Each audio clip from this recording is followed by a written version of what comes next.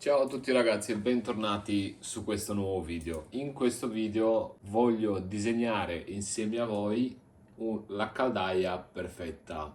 Avete visto che sto nominando sempre il defangatore, il filtro e l'anticalcare e poi sempre parlo di uno scambiatore che è migliore dell'altro, dell'elettronica che è migliore di un'altra, delle regolazioni che è migliore proprio di un'altra marca.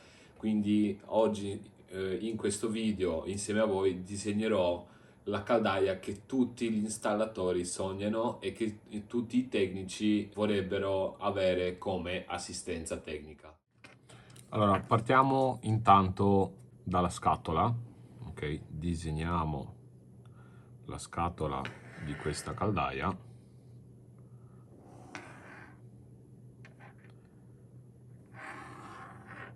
Fatto.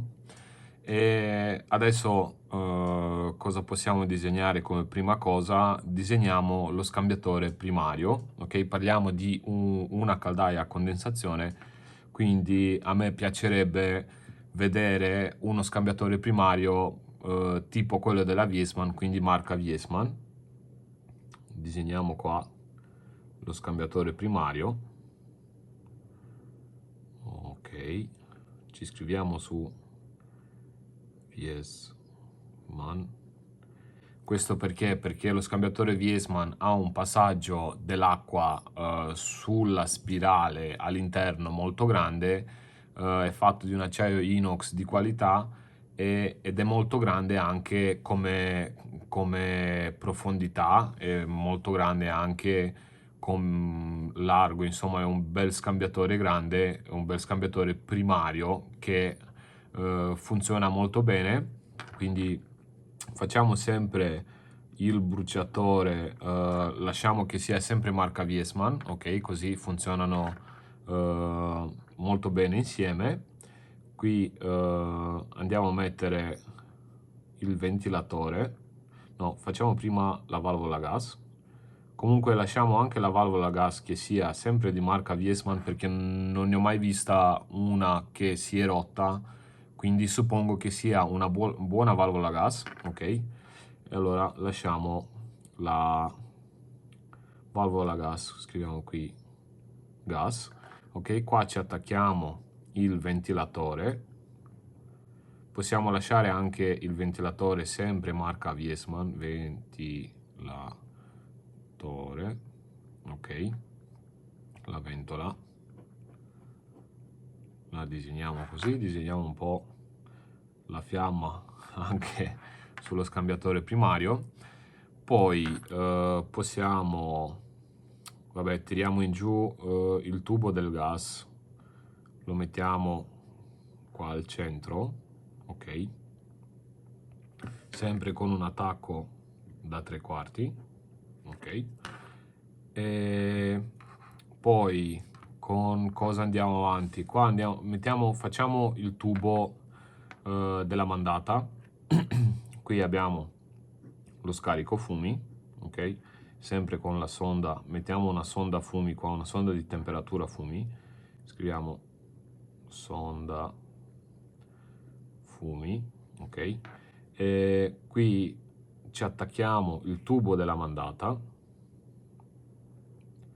ok? Almeno fino a qua. Qui mettiamo un bel termostato di sicurezza per la temperatura. Termostato, sicurezza, termostato SIC, termostato di sicurezza, perché quando la caldaia va a scaldare troppo, va in ebollizione, questo termostato di sicurezza va in blocco e manda in blocco tutta la caldaia, quindi abbiamo una sicurezza di temperatura sullo scambiatore primario. Qua ci mettiamo una sonda di temperatura, una sonda NTC perché è più precisa di una sonda attaccata sul tubo di una sonda normale, quindi sonda NTC, una sonda di temperatura, ok? Andiamo avanti. Qui a me piacerebbe, allora, quando alziamo la temperatura sopra i 65 gradi, ma anche sopra i 60 gradi, sulle caldaie a condensazione, tutto lo sporco, no, che si accumula è micro sporco, è fango, tutto il fango che si accumula nell'impianto, quando va all'interno dello scambiatore primario forma quella patina di sporco che dopo un po' si stacca sotto forma di scaglie. Quindi io ho visto una bellissima idea della marca Sime, che hanno messo un filtro sulla mandata del scambiatore primario nel modo da non far intasare il secondario. Quindi qua a me piacerebbe vedere, ma non solo a me, forse un po' a tutti, ok? Piacerebbe vedere un filtro tipo defangatore, ma senza il magnete all'interno, praticamente solo il filtro da un pollice, ok? Con la retina all'interno. Mettiamo una cosa così, ok? E qui scriviamo filtro, un filtro sulla mandata. Qui scriviamo filtro, l'idea della marca Sime, ok? Ma siccome si intasava spesso questo filtro, hanno abbandonato questa idea. Quindi qui torniamo con il tubo indietro, ok? E ci fermiamo qua perché poi dobbiamo collegarlo con la valvola di tre vie.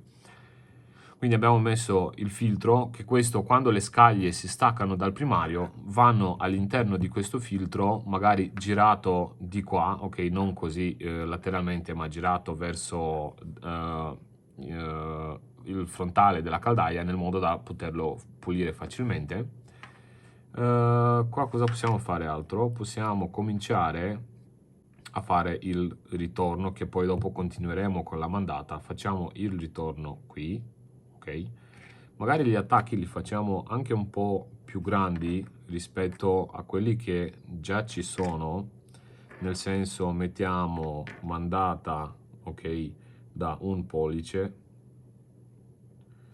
ritorno un pollice, ok, mettiamo l'entrata dell'acqua fredda 3/4, uscita dell'acqua calda da 3/4. Questa è stata un'idea della Vaillant che l'ho vista sulle vecchie caldaie Vaillant VCW, che poi l'hanno abbandonata. Mi pare che anche sulle Vaillant VMW magari metterò delle foto di tutti i dispositivi che io aggiungo all'interno di questa caldaia, le idee da quale caldaie sono partite, perché questa caldaia che sto disegnando adesso è una caldaia con le idee migliori di tutte le caldaie che io ho visto. Quindi abbiamo detto che andiamo avanti disegnando il ritorno. Sul ritorno a me piacerebbe vedere un defangatore integrato. Di solito un defangatore si aggira intorno ai 80 euro, no? Se lo fabbrichiamo noi direttamente sicuramente costerà di meno, costerà sui 50 euro, quindi io qui metterei un bel defangatore magnetico, ok? Come questo, magari li facciamo uguali identici, a questo li mettiamo, non li mettiamo la calamita, invece a questo li mettiamo la calamita, ok? Quindi disegniamo il nostro defangatore, solo che non so come disegnarlo. Facciamo una cosa così, ok? Magari girato sempre frontalmente da poterlo pulire facilmente, insomma, ok? Lo facciamo così, scriviamo defangatore, ok? Nel modo che la caldaia ha già un defangatore di suo, di serie, di base, non ha bisogno di un defangatore. Se ne aggiungiamo un altro sull'impianto ancora meglio, ok? Ma già di suo, di serie, mi piacerebbe vedere un defangatore sulle caldaie, perché queste sono le problematiche principali che possiamo eliminare su una caldaia. Qui mettiamo un circolatore, ok, una pompa, sempre con il pulsantino manuale di regolazione, ma anche con i fili di alimentazione e con i cavi della modulazione, ok? Che magari li colleghiamo insieme alla scheda e lo facciamo modulare di più e di meno la potenza del circolatore. Ma togliendo questo cavetto possiamo mettere la velocità costante piccola, media e bassa direttamente dal circolatore, perché a volte l'elettronica quando va in automatico sballa un po'. Quindi qui magari sul corpo della pompa a me piacerebbe vedere così una valvola di sfiato, ok? Quindi mettiamo magari qua in alto valve sfiato, ok? Perché il circolatore quando si riempie di aria non spinge più, la caldaia va in blocco. Ah, dimenticavo, magari qui, allora, dopo il defangatore io ci metterei un flussostato, ok? Perché metterei un flussostato? Perché quando si intasa questo defangatore il flussostato non scatta più, ok? Quando la pompa parte non lo fa scattare perché non ha da dove tirare acqua, perché il defangatore si è intasato, il flussostato scatta. Qui facciamo un errore, ok? Errore sulla scheda che ti dice pulisci il defangatore o mancata circolazione. Mancata circolazione, ok? Qui possiamo andare avanti con i tubi, ok? E qui possiamo già mettere la valvola di 3 vie. Mettiamo così la valvola, scriviamo, mettiamo una valvola di 3 vie. Mi piacerebbe vedere le vecchie valvole Honeywell, quelle che li troviamo di solito sulle caldaie Herman o li troviamo sulle vecchie Tata, perché sono delle ottime valvole di 3 vie. 3 vie, marca Honeywell. Ok, scriviamo qua, io le ho viste di più sulla Herman, quindi scriviamo Herman.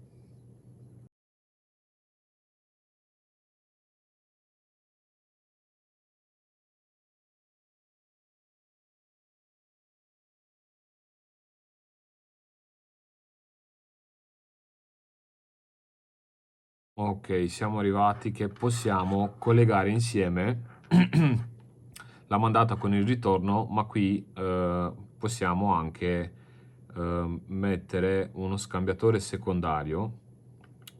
Viene un po' storto, quindi magari lo colleghiamo in questa maniera, ok?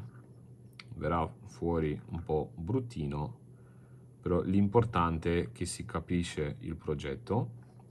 Ok, qui scambiatore scambiatore secondario, ok? Magari mettiamo, invece di mettere il solito scambiatore da 12, 14, 16 piastre, mettiamo uno scambiatore da 40, ma forse 40 è abbastanza esagerato, quindi magari mettiamo uno scambiatore doppio, scambiatore secondario da 30 piastre, ok? Nel modo che c'è tanto flusso tra il primario e il secondario e che comunque faccia fatica ad intasarsi.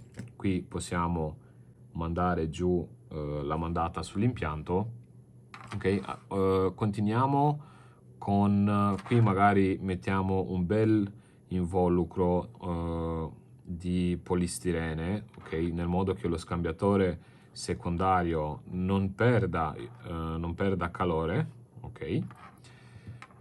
E andiamo avanti con il nostro ritorno che lo colleghiamo qui sotto sulla caldaia, così. Però vorrei mettere un'altra valvola di sfiato, se magari no, la valvola di sfiato forse è meglio metterla qui nel punto più in alto dello scambiatore, ma no, perché poi diventerebbe difficile crearlo. No, ok, magari mettiamo uno sfiato manuale qua. Ok, questa è sempre un'idea della Viesman. Sfiato manuale, ok? Qui ci colleghiamo il nostro ritorno. Io qua metterei anche un'altra sonda NTC per sapere la temperatura di ritorno e quella di mandata, quindi mettiamo sonda NTC, ok, mettiamo R e qua mettiamo mandata. Cos'altro possiamo mettere? Abbiamo detto che abbiamo messo qui un flussostato. Io qui però mi piacerebbe vedere anche un pressostato di minima di pressione, quindi lo disegniamo così e qua scriviamo pressostato minima 0,5 bar. Quindi quando la caldaia va al di sotto della pressione di 0,5 bar, qui scatta un errore e ti dice devi caricare l'impianto. Mi pare di aver messo tutto, magari non all'interno alla caldaia, siccome abbiamo già visto per 20 anni i vasi di espansione dietro su tutta la caldaia, magari un vaso di espansione quadrato tipo quelli della Vaillant, quindi mettiamo un vaso di espansione dietro alla caldaia, ma uno bello grande tipo 12 litri, da poter mettere questa caldaia tranquillamente anche su un impianto con non so 12, 13, 14 termi, tranquillamente con un vaso di espansione, quindi 12 litri vaso espansione. La sonda NTC, il pressostato di minima, valvola 3 vie, valvola di sfiato sulla pompa, che così la pompa si sfiatta da sola. Abbiamo detto che piacerebbe vedere un defangatore, un flussostato che manda in errore di circolazione, e qui mi pare di aver messo tutto. Scambiatore secondario. Allora passiamo sul lato acqua. Io sempre vi parlo del filtro antisabbia e dell'anticalcare. Qui mi piacerebbe vedere in questa maniera così, ok? Magari della stessa grandezza del filtro che è qua e del defangatore che è qui, ma con una retina più piccola, ok? Più piccola di micron, di vedere qui un filtro antisabbia che possiamo pulire. Quindi scriviamo qua filtro, non posso scrivere sabbia, ma comunque capiamo che qua è un filtro antisabbia. Dopodiché magari torniamo un po' più su, ok? E qui a me piacerebbe vedere anche un filtro magnetico, magari un po' più grande. Il filtro magnetico non costa niente, costa 11 euro dall'Eroy Merlin, ma noi magari mettiamo un bel filtro potente, ok, da 3 quarti, un bel filtro potente, quindi magari del doppio di quello che costa un filtro, quindi un filtro magari aggiungiamo sul prezzo della caldaia un filtro magnetico da 20 euro, bello grande, filtro, scriviamo solo magnetico, ok, e qui possiamo già mettere il nostro flussometro a turbina, perché abbiamo filtrato l'acqua dalla sabbia, abbiamo filtrato l'acqua dal calcare e possiamo inserirla all'interno del flussometro, che poi qui andiamo a collegarci sul nostro scambiatore secondario. Quindi qua vediamo dove ho più spazio, magari qui flussometro,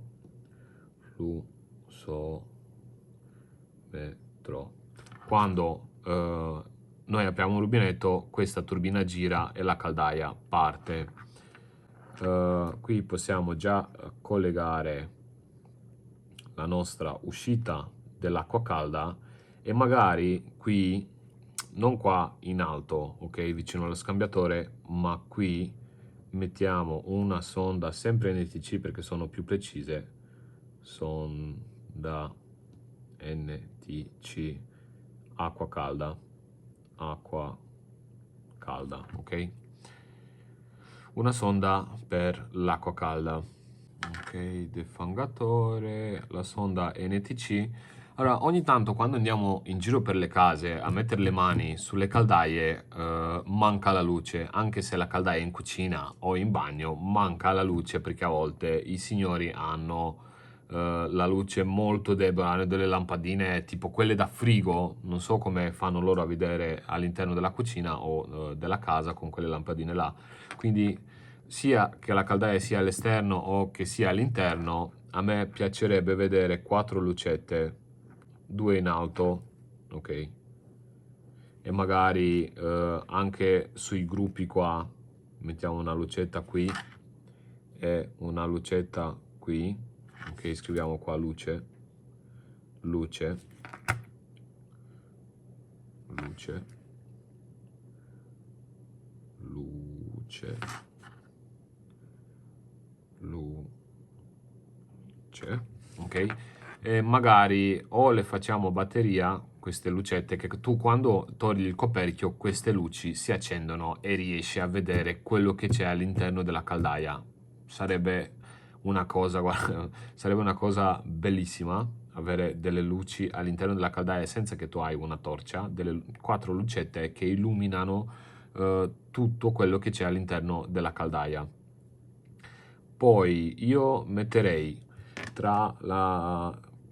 qui un carico automatico perché spesso le persone danno per scontato la pressione dell'acqua all'interno della caldaia, ma anche perché non se ne intendono, non sanno, sono proprio non sanno che la caldaia deve funzionare con acqua, con la pressione di acqua. Quindi metterei un carico automatico, carico out, ok? Un carico automatico che questa caldaia si carica da sola senza che il cliente abbia bisogno di mettere le mani sulla caldaia, magari con una manopalina che se il motorino del carico automatico si brucia, ok, tipo come quelli della Baxi, della Herman, qui scriviamo sempre, è un'idea dell'Herman, almeno io l'ho visto per di più sulle Herman Baxi, sulle Herman, ok, questa è un'idea sempre dell'Herman, un carico automatico, ok, che carica la caldaia.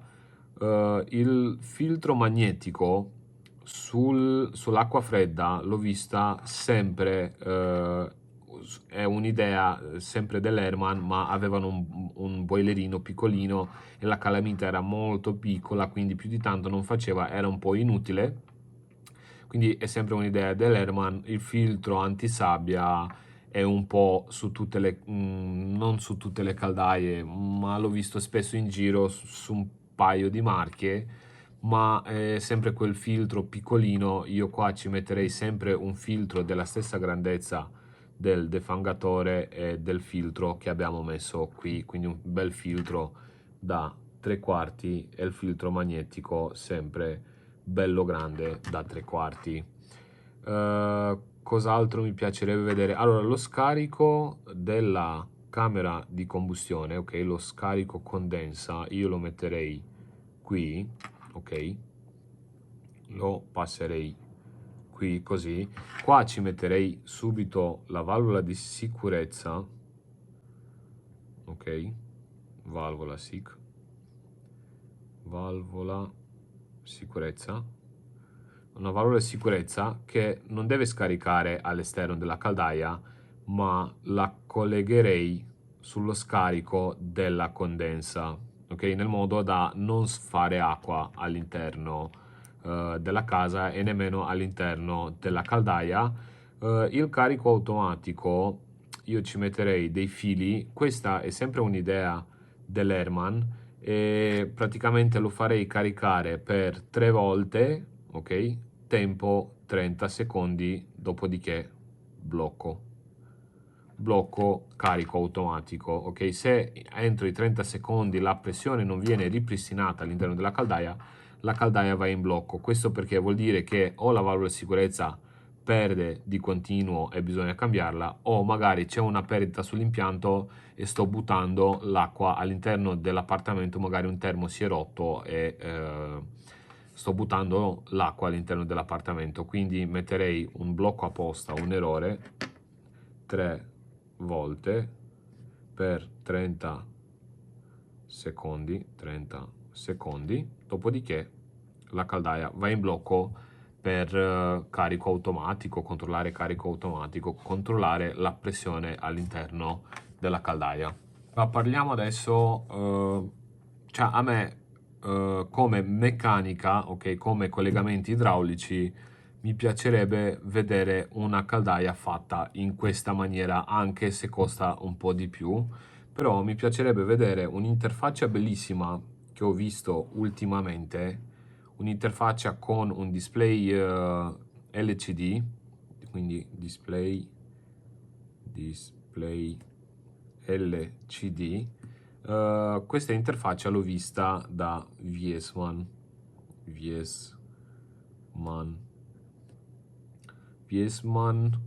La Vitodance 200V. Vitodance la 200V, una bellissima interfaccia dove tu puoi anche regolare la curva climatica con la sonda esterna, hai tutte le regolazioni qui. Mancano comunque alcune regolazioni che io implementerei. Andrei a vedere che regolazioni Imergas ha messo in più e le implementerei nella memoria di questo controllo. Quindi aggiungere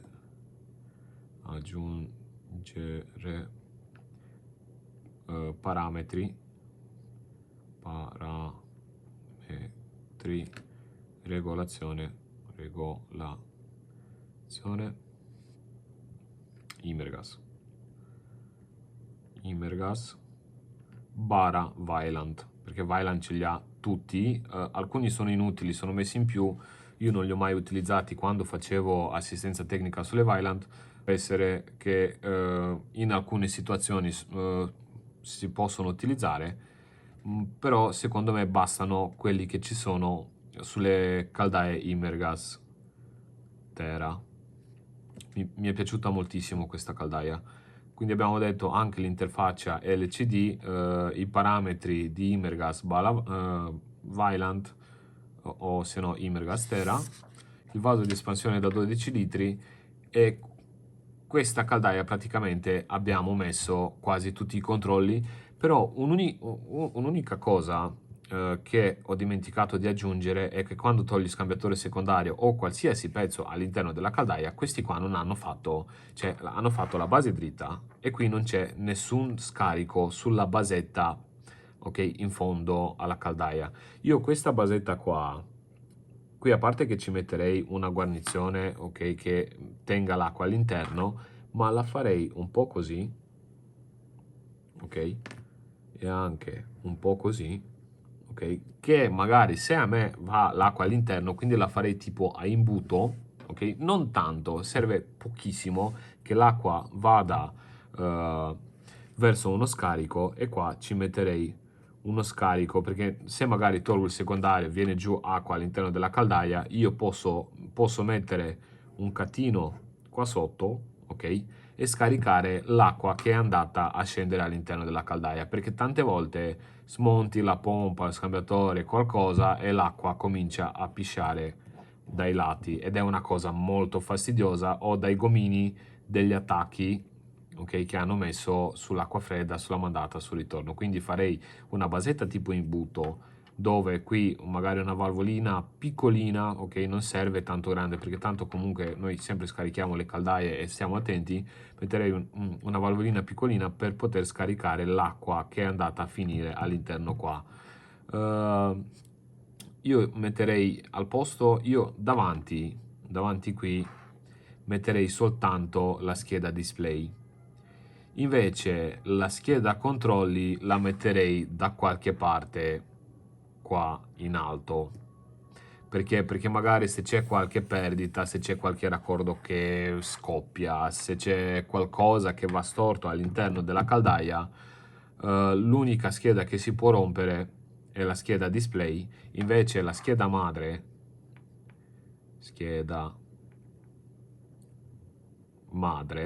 è qua su in alto, dove l'acqua non arriva, ok? E io porterei tutti i controlli, invece di portare i fili giù, porterei i fili su in alto e soltanto due fili o che ne so, o un cavetto che va a collegarsi con la scheda del display. Ragazzi, spero che questa caldaia piaccia a tanti e sono sicuro che questa tipologia di caldaia piacerà a molti installatori e a molti tecnici. Sicuramente se viene creata una caldaia del genere, tanto non costerà più di tanto, perché comunque una caldaia è più o meno 950 euro. Se contiamo il filtro che magari ci costa più un 30 euro, magari il defangatore con la calamita ci costa un 50 euro, un carico automatico ci costerà intorno ai 40 euro, filtro sabbia magari un 20 euro, filtro magnetico doppio mettiamo altri 20 euro, uno scambiatore secondario di 30 piastre, al posto di costare i 50 euro delle 16 piastre costerà intorno ai 90 euro.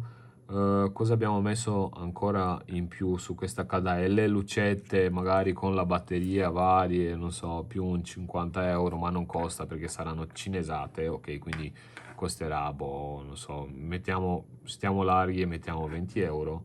Cos'altro abbiamo messo in più? Abbiamo messo in più, vabbè, flussostato, abbiamo messo qua e un presostato di minimo, ma sono pezzi che costano 10 euro, non costa niente. E basta, facciamo il conto e vediamo quanto ci viene a costare una caldaia del genere. Magari il display LCD ci costerà un po', mettiamo, che ne so, mettiamo perché tanto comunque non è grande, è così. Magari faccio subito una ricerca, mettiamo un display LCD 10 pollici o non so.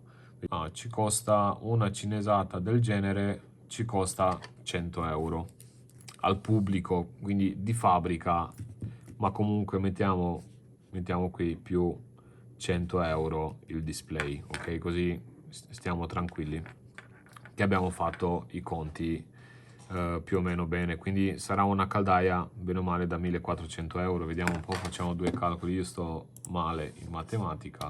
Stiamo parlando di un costo 1320 euro di una caldaia del genere. Cioè, magari, che ne so, la facciamo 1450, però abbiamo una caldaia pro.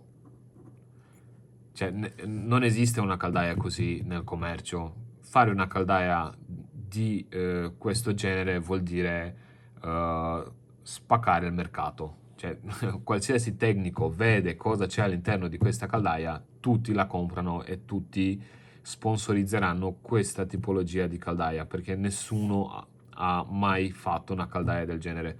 Ragazzi, spero che questo video vi è piaciuto. Se magari sapete qualcosa in più da aggiungere su questa caldaia, fatemelo sapere nei commenti. Fatemelo sapere nei commenti se vi piacerebbe avere come nel vostro centro assistenza una caldaia del genere. E fino alla prossima volta, mi raccomando, fate pochi danni e noi ci vediamo nel prossimo video. Ciao!